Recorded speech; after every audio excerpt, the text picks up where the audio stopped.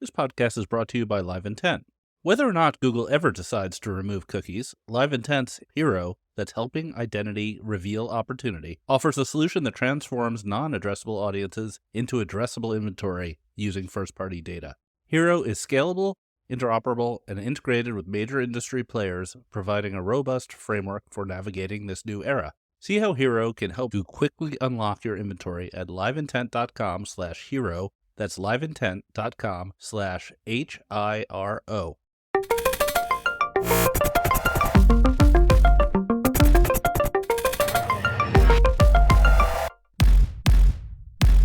Welcome to the Marketecture Podcast. We have a great show today. We have Jay Askinasi from Roku, who's the SVP of Global Revenue and Growth, Global Media Revenue and Growth. He has a long background in advertising. He's going to tell us what's been going on with Roku, how they're innovating, a lot of really interesting stuff. This week's newsletter was more of the coverage of Google's antitrust situation. We did a deep dive on all the ways they've done auction manipulation. And I think next week we're going to talk about their war on header bidding. So if you haven't subscribed to that, you should subscribe to the Monopoly Report. And part of the news of the week is a big funding round from a company many of you may not have heard of called Admiral. Well, out of a great coincidence, on Monday, the Marketecture interview is with Dan Rua, the CEO of Admiral. I hadn't heard very much about the company, so I interviewed him and I learned a lot. They just raised $19 million, which is a big round for ad tech. So you'll hear more about what they do if you listen to our Marketecture vendor interview coming out on Monday. All right, let's get into it. So we have Jay Askinasi. Jay, thank you so much for being here. Thanks for having me. Really happy to see you guys. And Eric Franchi, we're back on the pod together. How did it go without me last week, Eric? It was pretty smooth. Joe Zappa slotted right in. We had a good banter. People seemed to love it. So, yeah, you can go on vacation more often, I guess. I hate vacation, but yes, good idea. I didn't listen to it. I have to listen to my own podcast. Okay. So let's talk about Roku. Everyone knows Roku. But what is Roku? Like, is it a streaming platform like Netflix, or is it a hardware device like Samsung, or is it an ad tech company? What's going on? It's a great question. And when I think of ad tech and I see Eric, I think fondly of our Undertone days together. So couldn't do this podcast without talking about Undertone. Oh my God. Or some page grabbers. Wait, hold on. I have to interrupt for a second. How many of your Undertone cronies have you brought on the show, Eric? Like, there's like our 7th or 8th guest from Undertone. I mean, a lot of people came through Undertone over the course of 15 years. Same thing with AppNexus. And, you know, we're all connected to Imperium now. Okay. I think this is only 2. It's just Jay and Mike. No, we've had a couple of other people say, oh, well, I know Eric from back in the day. I got to look through our records. There's been a bunch of Undertone people. I might count as an AppNexus employee or certainly partner at Xandr. So that's AppNexus 2.0, but I checked that box as well. We need to do an infographic of whether we've had more AppNexus alum or Undertone alum on the show, because it might be pretty close. Okay, I interrupted you right off the bat. You didn't even get to say hello. I'm sorry. So what's Roku again? Yeah, so it's funny. Before I joined, I was joking with my now boss, Charlie Collier, that, you know, Roku's the greatest story never told. And I think that there's a lot of people know the brand, consumers know the brand, consumers love the brand. I've never worked at a company that, you know, you're talking to people not in our industry. And when they ask what you do and you say, you know, you work at a TV company, Roku, they're like, oh my God, I love Roku. There's like real delight and brand affinity. And, you know, that goes back to the core ethos that Anthony Wood founded it on, which is simplicity, an elegant design, and easy to use in a complicated streaming world, right? So what is Roku for most of the people listening to this podcast? You know, I think of this as an ecosystem, and that's because we have to serve the viewer and the consumer first by delivering the best of streaming and content and across the country. We're in every other household. We're in 50% of the United States, which is incredible. And the growth that, you know, they've seen over the last 15 years or so is really remarkable in an industry that's dominated by some of the largest companies on the planet, right? So Roku is a purpose-built television operating system.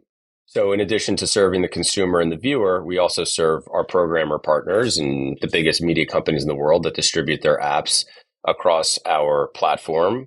and marketers and agencies. And it's a combination of a media business with our owned and operated content, as well as the best partner content in the world.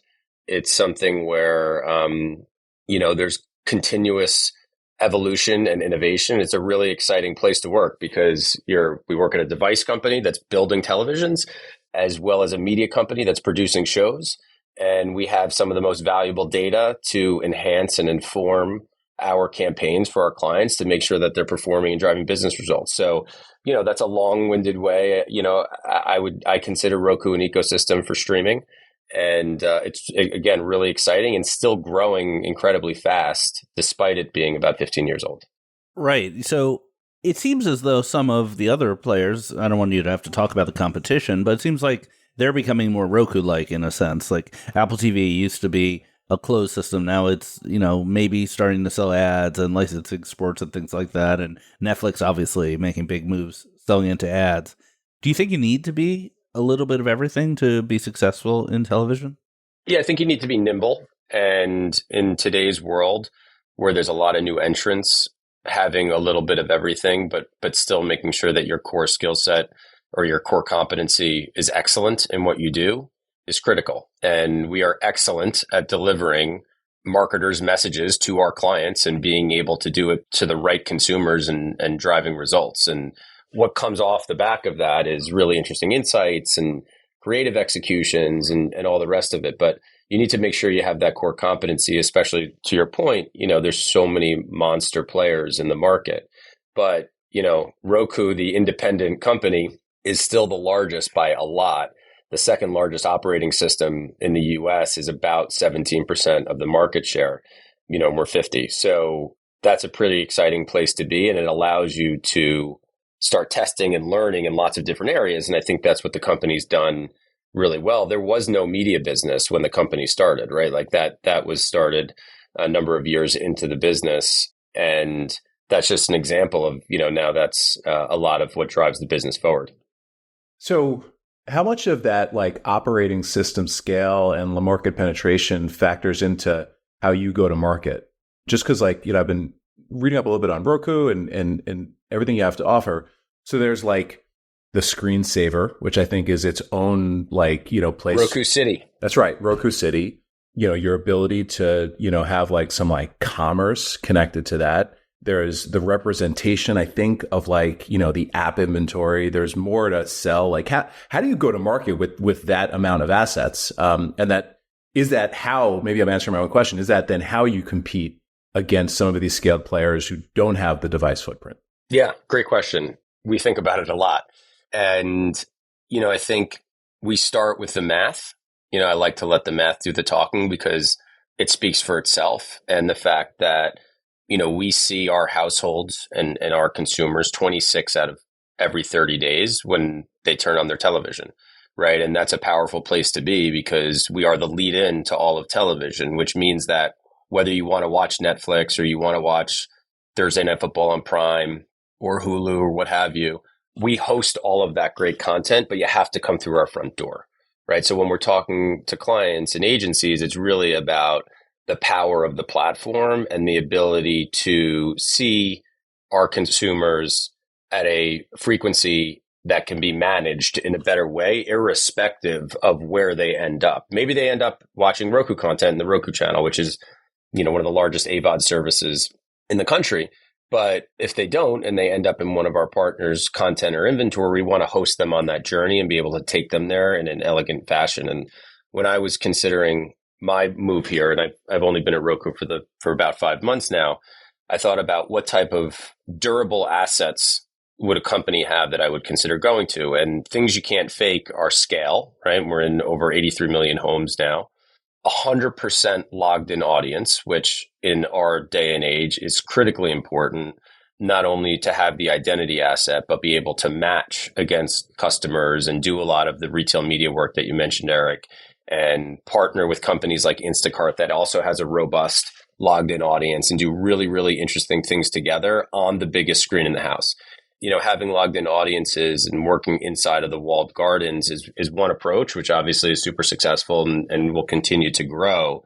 but we're able to take those assets and expand across the entirety of the universe, right? And that's where I think Roku has a distinct advantage, because there isn't any other platform, certainly in CTV, that has the scale of our logged in audience and the open ethos with the data. And we obviously take our consumers' privacy first and foremost, the most serious, but doing everything in a compliant way, but in a way that benefits our programmer partners, the consumer, and our marketers is critical. And that's what we are spending a ton of time thinking about every day. Do you go to market like a digital seller or like a TV seller? Great question. We're actually discussing this at the moment.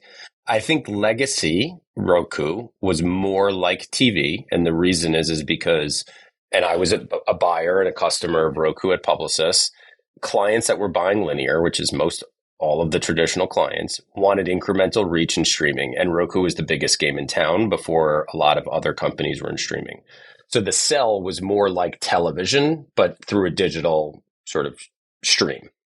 Now, because the ecosystem has changed and time spent has changed, we look more like a digital entity because there's more players in the space, and programmatic is a much bigger component of everything. Being able to use data is a much bigger component of everything, and more of the buying community and clients are thinking streaming first, right? And in that world, digital is you can do more things on our devices that you can in digital than the linear companies have historically been able to do, which is really amazing content, but delivered digitally. We're talking about using digital capabilities on amazing content. So it's evolving in real time. I think as we progress, it will continue to look more like digital than linear. Yeah, that's interesting. Obviously, your background is very digital, so bringing you on seems to point to that direction a bit. Let's talk about innovation and product development, because I think Roku is sort of positioned as an innovator in the CTV space, trying new things and taking risks. Recently, you announced UID2 support, which I think was pretty big news as far as Trade Desk is concerned, as far as the future of addressable advertising is concerned. You know, what went into the thinking on that? So, Roku years ago acquired DataZoo, and that platform was known as OneView. We still support that, but the company was focused on effectively building their own version of a walled garden, and that has evolved to making sure that we're meeting our customers where they want to transact with us. And the Trade Desk obviously has done a great job becoming the biggest CTV platform in town. We do work with all platforms, DSPs and SSP. We are agnostic, but integrating with the largest CTV platform in a unique way was a really important step for us. And we are like I said, because we have the largest logged in user base, that's a really compelling match for UID. And it has been very well received by our customers that have invested a lot of their own internal data architecture and development to support UID. And UID will be one of many DSP or publisher identities that we partner with. But because of the size of Trade Desk and because of the size of Roku in CTV, it's a powerful combination and one that we're really excited about. Right. So we should expect announcements about Google Pair or Yahoo Identity or all of those others potentially in the future? I can't comment on any of the specifics, but yeah, we want to continue to partner with leading solutions in the market for sure. You also announced in June the Roku Exchange. I have to admit, I didn't really understand what this announcement was, and it sounded like a better way to connect with DSPs, but you're already connected with DSPs. So could you give us like the for dummies explanation of what the Roku Exchange is? Sure. Think of the Roku Exchange as effectively our intelligence layer internally that sits on top of our ad stack. And our ad stack has a lot of the DataZoo assets. It has our ad serving capabilities. It has internal data management capabilities, and the way with which we integrate with the marketplace, whether that's SSPs, DSPs, ad servers, is through the Roku Exchange. And effectively, it allows us to inject our data and identity into our media in, the way with which we work and optimize our own supply. And then we're able to match into the rest of the ecosystem. So we're able to control that ourselves. There's certainly engines that we use to run our business. We're also managing different types of supply because we get inventory from our programmer partners and operated inventory through the Roku channel, as well as our owned and operated surfaces. So we have, hearkening back to Undertone, quite a few high impact, elegant placements on our home screen. And, think about that stat I mentioned earlier, 26 out of 30 days a month. We have some of the largest canvases available in television, a la the Yahoo homepage or the YouTube masthead. So if you turn on your TV, we say Super Bowl size reach every day, 120 million consumers are able to see our home screen. So as we have more video assets and compelling creative on the home screen, which we've talked about publicly that are coming, there's some today, but there's new ones coming. That's a really powerful place for a brand to be. There, other than the NFL, forget the Super Bowl, but even just the NFL in general, there really is not the ability to cum reach in television quickly anymore.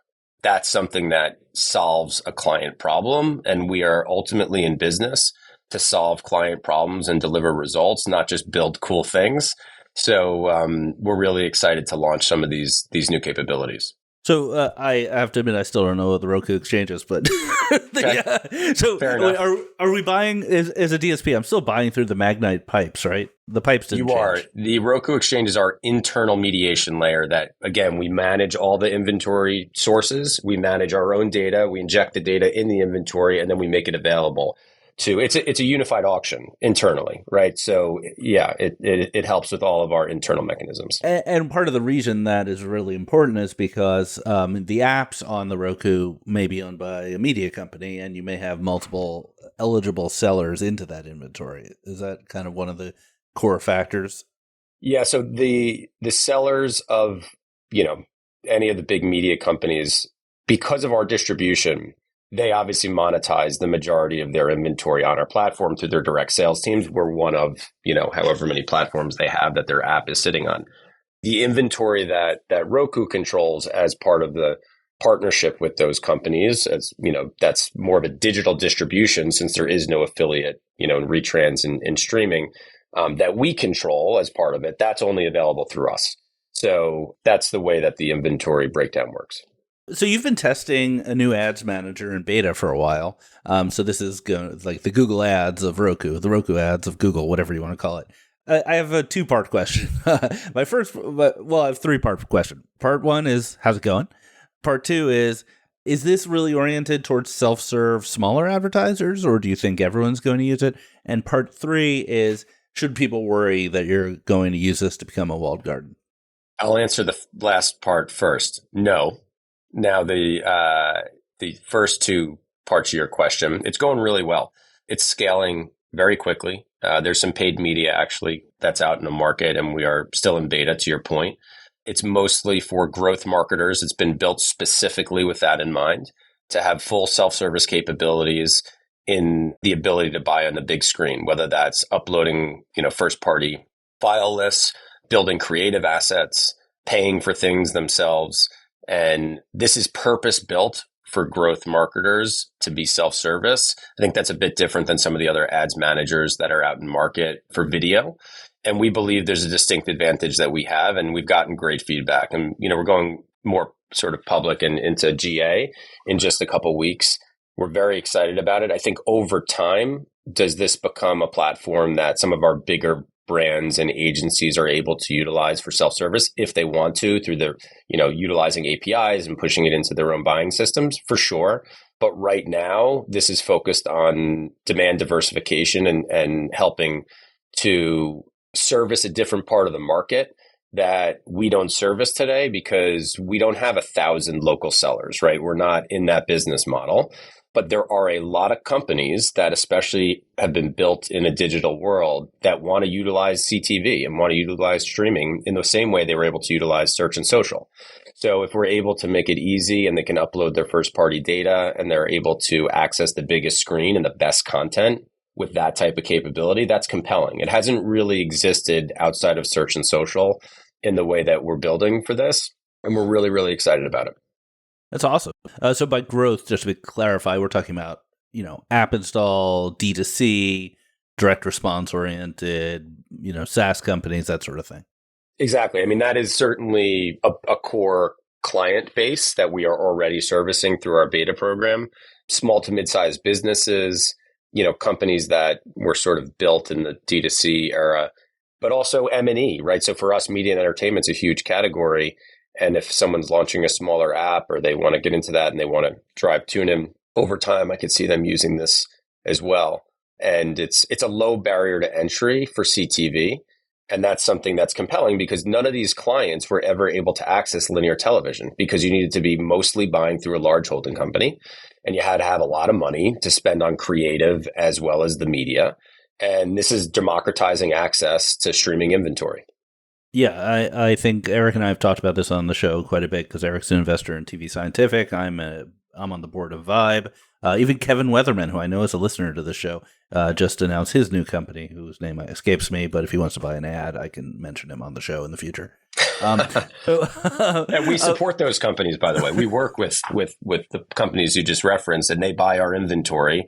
And I'm sure a lot of them will start buying it through Ads Manager. So kind of last topic is this kind of meme or thought that CTV and retail media, the two hottest spaces in ad tech, are sort of converging, with Fire TV being one of the largest sources of inventory out there from Amazon and now Walmart Vizio. And the idea is that retail media with CTV gives you a closed loop and you can do all kinds of things that aren't really possible otherwise. First is, do you think that's a real trend? And second, how does Roku fit in there? Absolutely a real trend. I spent a lot of time on this at Publicis. Those were the two biggest growth drivers for clients, right, in terms of where they're investing in CTV and retail media. Artur, the CEO of Publicis, speaks about that at earnings. We built products for those there, and certainly, Roku as a service and product supplier to agencies and clients want to meet that need. And being able to tie an exposure to a sale in a world where more and more people are buying, whether it's groceries or anything else, digitally is a compelling proposition. And I think overall, the industry is moving to a place of more of a zero-based budgeting model. Really, how much money does it take me to get to X sales versus marketing is Y percentage of revenue, right? And if clients are thinking about a bottoms-up approach now, you need to be able to be measurable, accountable, and live in a procurement-driven world. Retail media is a great way to do that because you're able to prove performance, and being able to do it on the big screen is something that's compelling and unique. And you mentioned some companies that have scale in the space, but we have a lot more scale than both of those companies. Therefore, a lot of these retail media companies, whether it's Kroger or Instacart or even Best Buy from an electronics perspective, they all want to tap into our supply to be able to reach those consumers and reach them with the right level of frequency, right? Because of that, I hate to keep coming back to this 26 out of 30 days, but in this ecosystem, the largest single used app on our platform is only opened 8 days a month. The second largest is like 5 days, and then it's much lower after that. So did you disclose who that app is or no? Like the most popular? Unfortunately. Got it. Okay. No, yeah. I'd get yelled at. It's Peacock. What? We're just going to spread the rumor it's Peacock.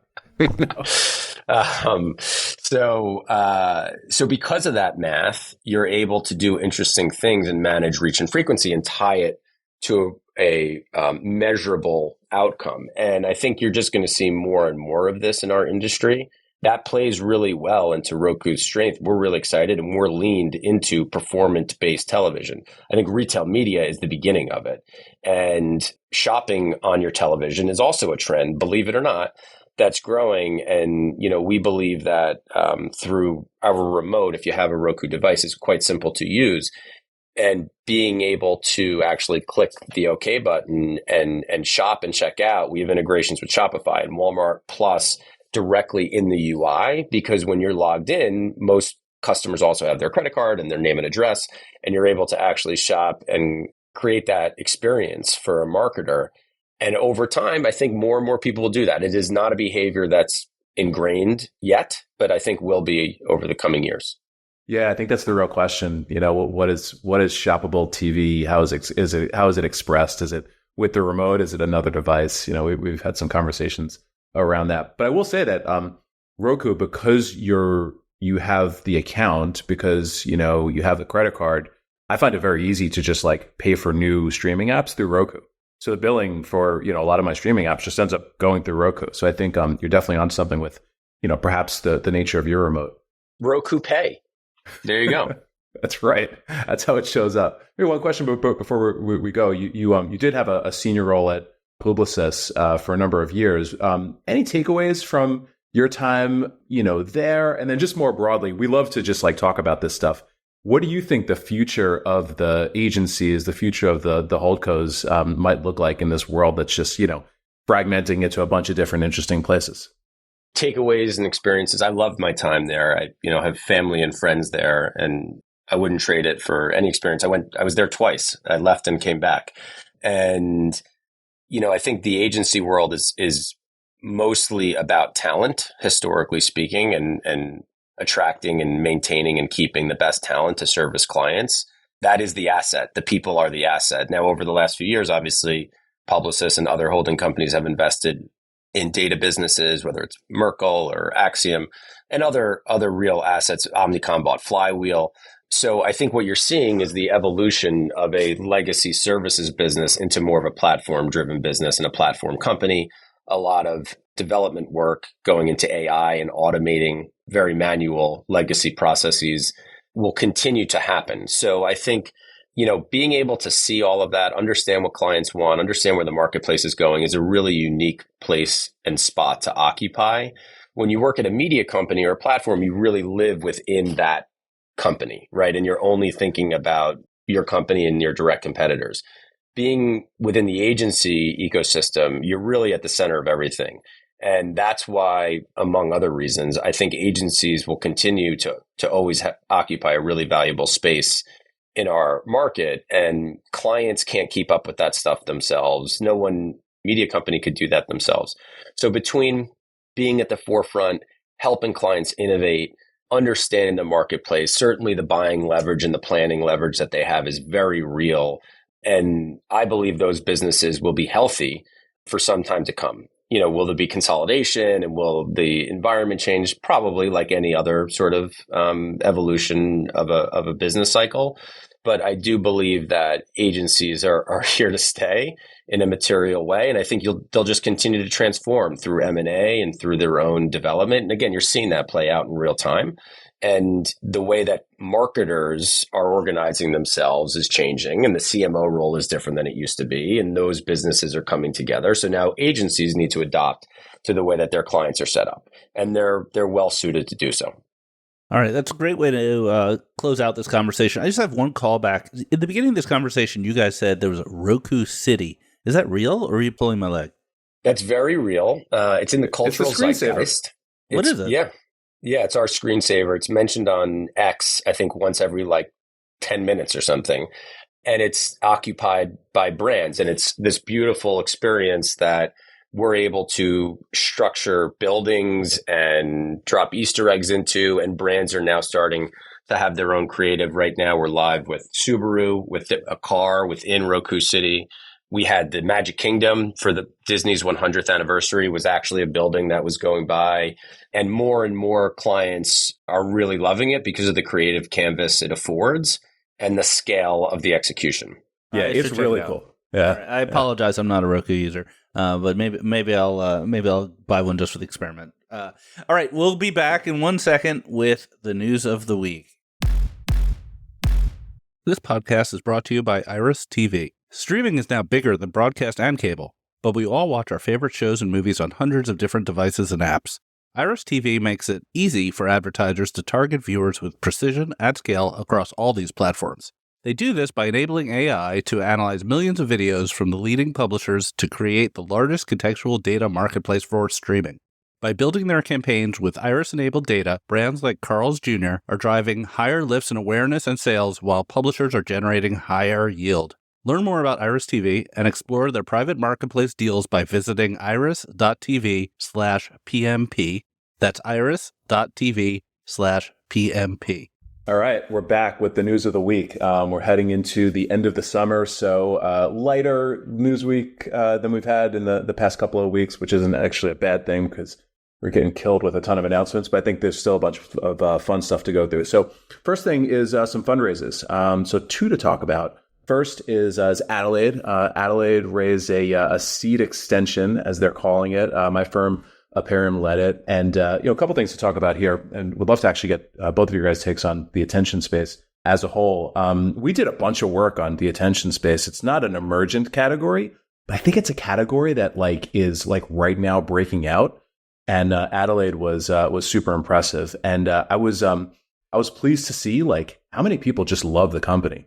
It's rare for me to make a fundraising post and just get this amount of people just thrilled about the biz. So it was great to see. I mean, we'll start with you, Jay. How much is attention, because it just seems like it's so inherently made for TV, how much is attention either part of the sell and the measurement story today versus how you think it evolves over the course of the next couple of years?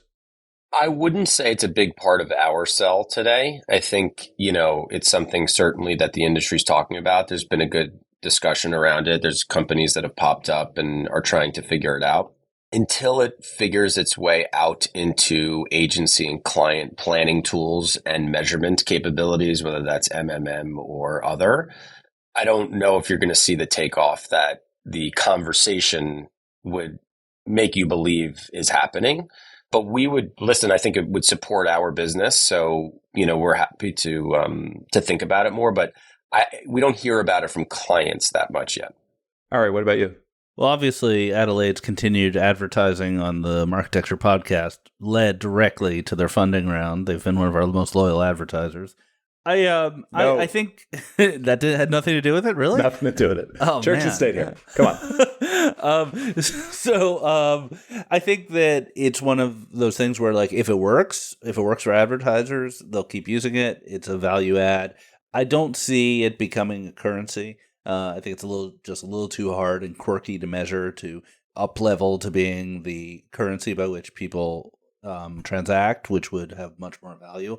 But I think that pure impression counting and viewability counting isn't enough, doesn't help with the quality of the advertising experience. So having another metric by a trusted party is going to have some value. If there is a clear winner in that space, it'll be quite valuable. Yeah, that's the thesis there. So good luck to Adelaide.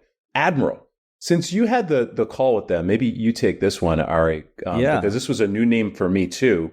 Admiral raised $19 million. Who's Admiral?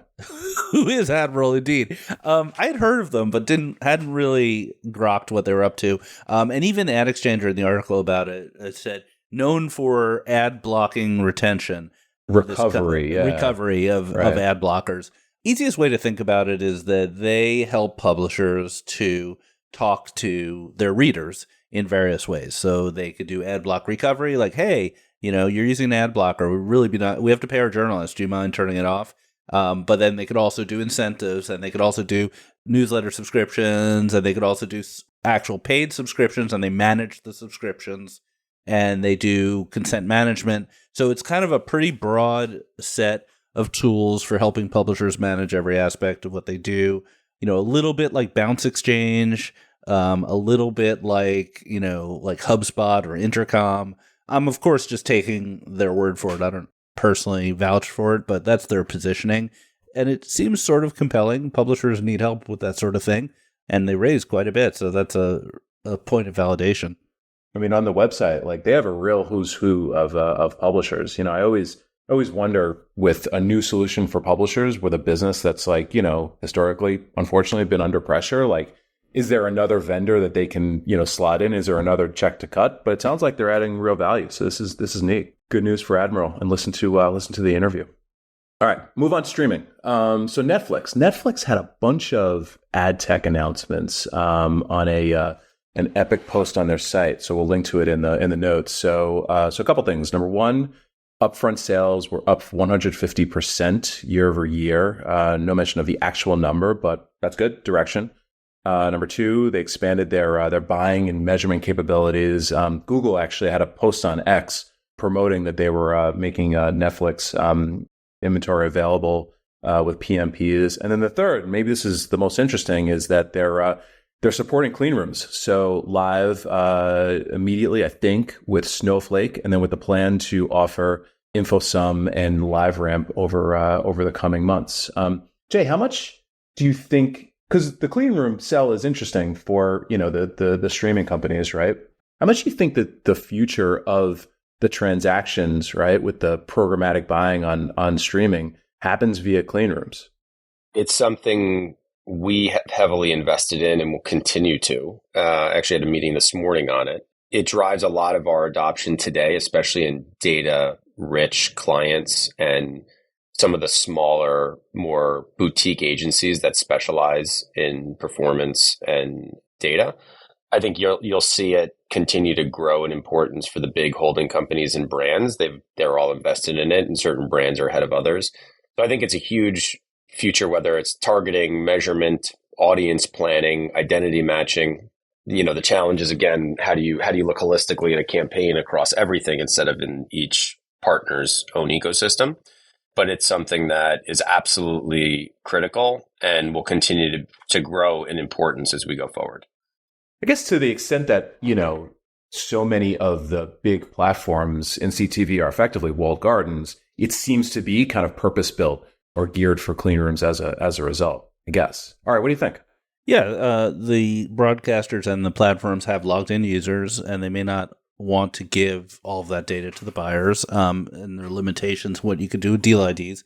So clean rooms are a pretty elegant solution for exactly some of the use cases that Jay mentioned.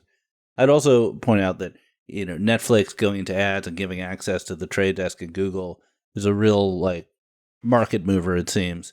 You don't see Google put out a tweet every that often touting a new partnership, and I think it was a major topic on the Trade Desk's earnings call and it got people pretty excited. Now, they may be by reach much smaller than Roku, but they have the advantage of being the new thing on the block. So, Jay, I don't know. Does that bother people at Roku? Everyone gets excited about Netflix when you guys have 4,000 times the reach. It is a discussion. I'd say the SVOD and the AVOD are two different things for them, right? We also see what that looks like on our own platform. They are the new kid on the block. They also were very focused on content, as they should be, and beautiful sort of branded experiences. To now go head first into programmatic is actually, quite a departure from the story they were telling a year and a half ago. So I'm curious to see what that looks like. And that company is a content company, right? Obviously technology business, but it'll be interesting to see the evolution from here because it's a fast move, but one that obviously they're, trying to monetize their full assets. And a lot of it's global, a lot of it's outside the US, right? From what they report. So we'll see what that means in this country. This is why we put the PR people on mute so we can ask questions like that. Two more on the streaming front. So Nexon announced a deal with TTD and that they're going to be providing their ACR data to TTD beginning in UK and Canada and then expanding into the US.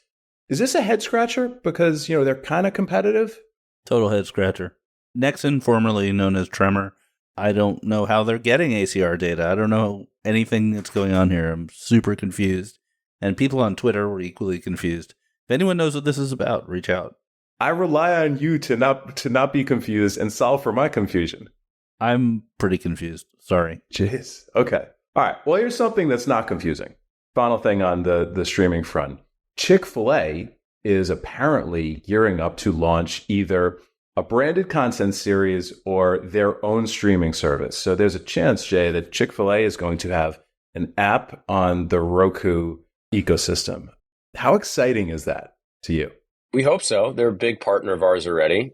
Not only are they a big supporter of the Roku platform, they were a client that I spent some time with at Publicis as well. And I know that they've been investing in their own content and Publicis helps them with that to keep consumers in their app experience, right? So, QSR and getting people to spend more time with the brand is an interesting thing. And I think this is somewhat reflective of, let's call it the broad retail media space, which is brands are becoming publishers, whether that's Marriott or United Airlines or any of these other companies that want to monetize more of their surfaces and have a deeper connection to the consumer. I think you're going to continue to see that.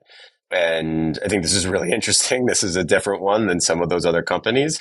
And we'll see how successful it is. We hope to help them do that. But this trend isn't going anywhere. And I think if you're a marketer and you have a brand and you want people to spend more time with it, it makes sense. One thing we know for sure is that they're not going to bid on NFL Sunday football. Definitely not. Definitely not. There's some confusion because this is all via an external post. There's some confusion over is this just a branded content series, right? So like brand storytelling, or is this an actual streaming service where they're going to need to populate it with a lot of content? The latter seems to be like a real endeavor, but if they pull it off, I mean that's pretty neat. Remains to be seen. And there was a little subtle jab to the Wawa Retail Media Network on your newsletter this week. All right, I did not appreciate it. Have you seen any ads on your Wawa app yet? No, but if you go to their like product marketing page, it's really well done. I think they're just gearing up and building more scale. If we could get someone from Wawa on this podcast, that would really be a coup. Anyone out there know the Wawa head of e-commerce or commerce media? They have an open invitation anytime to come on the podcast. Yes, and it will be a great conversation. All right, we'll bring it home. One more on the AI front. So there continues to be a march towards publishers doing interesting deals with the AI companies, the LLM companies. The latest is Condé Nast. We had Craig Kostelik on a couple of weeks ago. Awesome conversation, by the way. Very forward-leaning organization for one that's 115 years old. Condé Nast is licensing the library to OpenAI, which I think makes a ton of sense. They've got just like an incredible library across the board, and one would expect to see some Condé Nast sourcing being provided in search results. Think we're going to see more of this stuff, guys? I think so. It's sort of free money for publishers if they could license their old content, 100% margin, and Lord knows publishers need that. I think while they're at it, they're sort of tying up some of the future of search. We saw that with the Reddit, Google deal.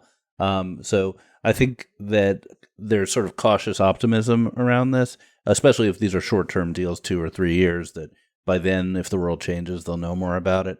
There wasn't really much that was distinctive about this deal, except for one thing, which it is that the article in Variety that talked about it said the deal included Search GPT, which is OpenAI's search thing, which is still in a private beta. You have to get an invite to use it. And I think people are anxiously looking for information to see what that is, how it compares to Perplexity, how it compares to Gemini, etc.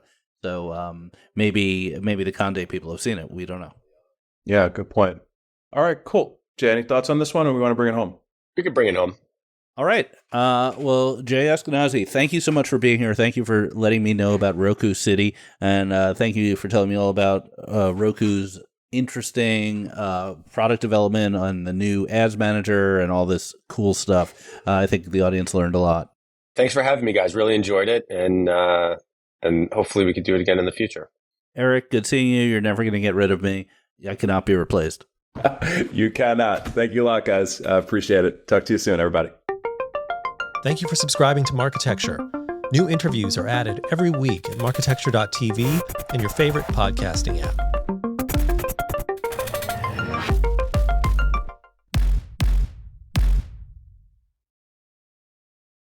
Thank you for listening to the Marketecture podcast. New episodes come out every Friday, and an insightful vendor interview is published each Monday. You can subscribe to our library of hundreds of executive interviews at marketecture.tv. You can also sign up for free for our weekly newsletter with my original strategic insights on the week's news at news.marketecture.tv. And if you're feeling social, we operate a vibrant Slack community that you can apply to join at adtechgod.com.